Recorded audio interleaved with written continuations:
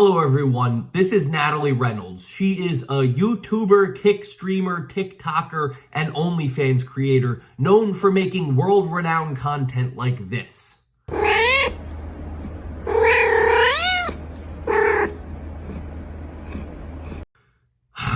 But, we see a lot of cringe, but it's really rare we find someone who is just pure evil. And Natalie Reynolds is one of the most evil content creators I have ever seen. I don't know how I missed it, but 10 months ago, she did one of the most despicable things an online influencer has ever done. So it all started when Natalie was streaming on Kick out by this, I guess it was like a lake. And she was with this older lady. I don't know if she was homeless or just kind of sad and lonely, but she definitely gave off the vibes that she was desperate and sad. And Natalie naturally said, "Jump in this lake for me."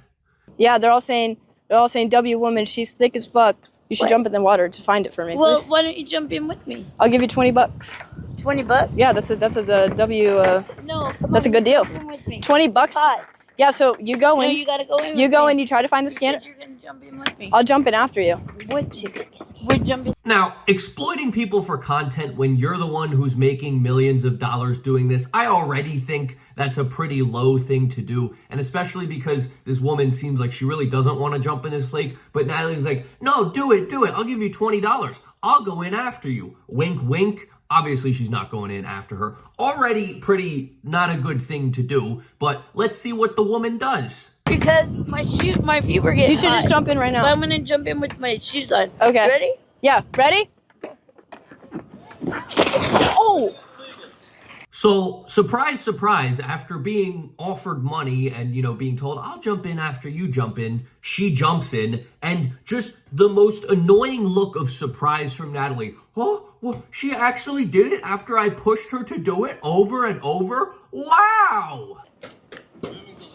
Oh, You said it was okay. You said you wanted to swim. You told me to jump in. I didn't tell you to jump in. Yes, you did. I didn't tell you to jump in. I didn't tell you to jump in immediately after spending 10 minutes telling her to jump in. It's just so slimy to be like, I didn't do it. This crazy lady jumped in the lake all by her own volition. So here's where the story gets a little dark. The lady can't swim. I can't swim. I can only float. Oh, she might literally die. No, stop. Seriously, don't stop. Please, you're actually freaking me out.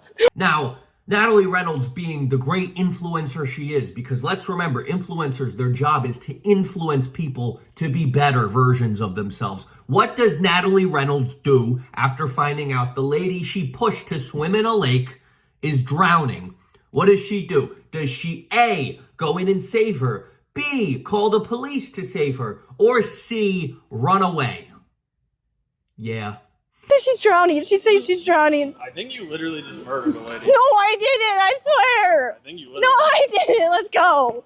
Let's go. Let's get out of here. I didn't do it. Just the most, you were acting so tough a minute ago when it was jump in. Oh, she actually jumped in. And then the second something goes wrong, it's like, oh my God, the consequences of my actions. What is this? No, I didn't do it. Get me out of here. I'm not assuming responsibility. It's just one of the most angering things you can ever see. Taking advantage of a poor person, getting them into a lake and then be like, whoop.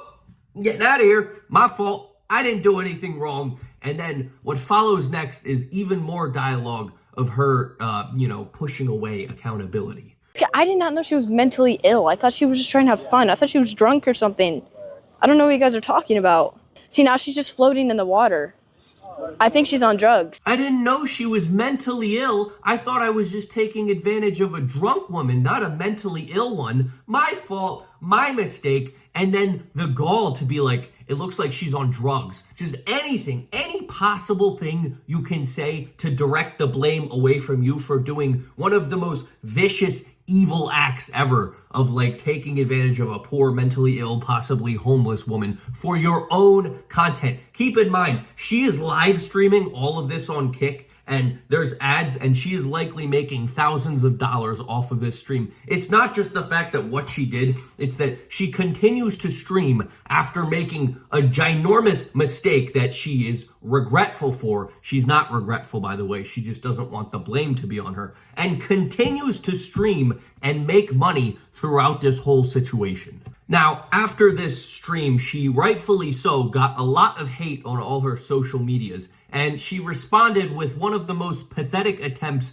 at an apology video you will ever see. And I just want to be treated like a normal person for once. I know what I did was a horrible mistake, but everyone deserves a second chance. Like, why else do you think I post so much? It's because I have no friends, no life, and I've had no friends for the last 3 years, and now the whole world is making fun of me for it.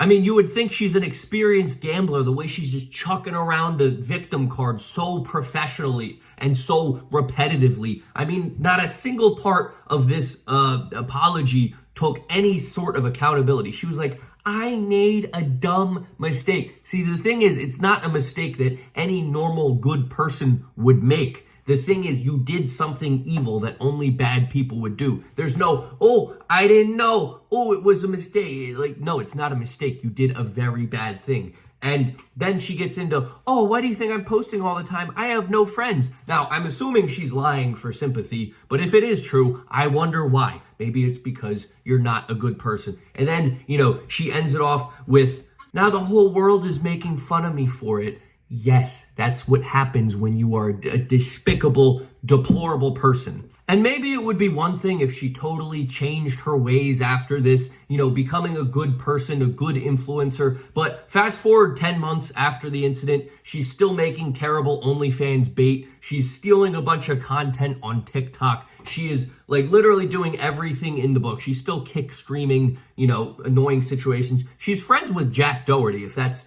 any indication of the kind of person we're working with here. Excuse me, however much your fit is, that's your budget, and I'll buy whatever you want from the mall. Are you serious? Yeah, so how much is your fit? But it's just, it's so rare you come across a, influencer. Like, there's so much cringe out there. There's so many mean people, annoying people. But every now and again, you just see a sociopath, and it's like, this person should not have a platform, you know what I mean? But it's very hard to find grounds to ban a sociopath off of the internet. But hopefully, I don't know, maybe she's young. I didn't look up her age. She appears to be pretty young. So maybe she'll grow up and have, some sort of epiphany of oh, maybe I should not be this bad of a person. But unfortunately, a lot of the time, that does not happen. The best we can do is just not support her in any way and try to, be better. Shed some positivity on the world. Look at a flower. Oh, this is a nice flower. I'm not going to push homeless people into a lake, that type of stuff. So, yeah, I don't know how I missed this when it happened, but yeah, 10 months ago was one of the most evil things ever. Hope you guys don't act like this in your lives, and I'll try to not as well. So, yeah, that's all I got for today. Hope you enjoyed. See you in the next one. Bye-bye. Orange Peanut wants you to subscribe because he needs more money.